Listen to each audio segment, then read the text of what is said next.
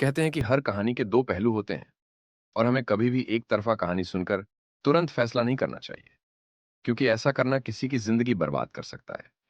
एक बार एक व्यक्ति को यात्री हवाई जहाज हादसे का जिम्मेदार ठहराया गया।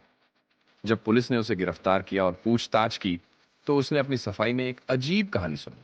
वह बोला, मैं हवाई जहाज उड़ा रहा था और लैंडिंग की तैयारी थी। तभी अचानक आसमान से एक मोटी भैंस हवाई जहाज पर गिरी। इसी वजह से मैं हवाई जहाज को संतुलन नहीं कर पाया और मेरा जहाज जमीन से टकरा गया। पुलिस वालों ने इसकी बात सुनकर हंसने लगे। उनके लिए यह बात असंभव थी। उसने कहा, आसमान से भैंस कैसे गिर सकती है? उस व्यक्ति को झूठा और पागल करार दे दिया गया। उसे कड़ी यातनाएं दी गई, लेकिन वह अपने बयान पर अंगिक रहा। आखिरकार डॉक्टरों ने उसे बीमार घोषित कर पागल खाने भेज दिया, जहां 3 साल में वह सचमुच पागल हो गया। लेकिन कहानी यहीं खत्म नहीं होती। कुछ साल बाद एक पूर्व फौजी ने अपने खास पलों के आधार पर एक किताब लिखी। इस किताब में उसने एक हैरान करने वाली कहानी का जिक्र किया। जब मैं जवान था, तब मुझे जंगल में लगी आग को बुझाने के लिए आदेश दिया।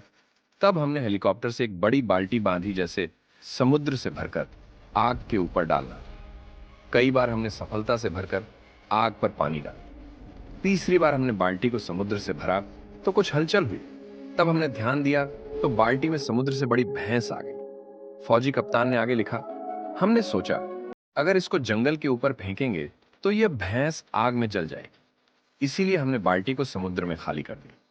लेकिन बदकिस्मत वह भैंस एक यात्री हवाई जहाज के ऊपर गिरी, जो लैंडिंग की तैयारी में थी। भैंस और पानी की वजह से हवाई जहाज का संतुलन बिगड़ गया और थोड़ी देर बाद में गिर गई। यह घटना पढ़ने के बाद लोगों को एहसास हुआ कि पायलट ने जो कहानी सुनाई वह सच थी।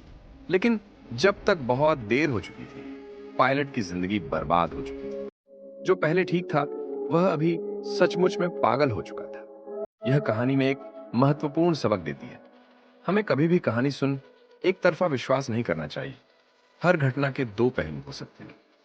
जब तक दोनों को न जान लिया जाए, फैसला करना किसी की जिंदगी बर्बाद कर सकता है।